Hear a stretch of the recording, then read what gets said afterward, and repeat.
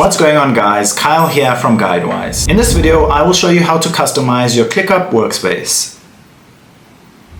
In the top right corner, click your profile. You can then select your theme, keyboard shortcuts, and if you click settings and in the left column scroll down, you can then edit your preference, notifications, and workspaces. Now if we go back home, open up one of our spaces and lists, we can then select the type of view. So currently I'm on lists. I can then select board or calendar. Customizing your workspaces helps you stay organized and work more efficiently. You can also add statuses, so I currently have to do and in progress. If you scroll to the bottom, you can add another status, for example, completed.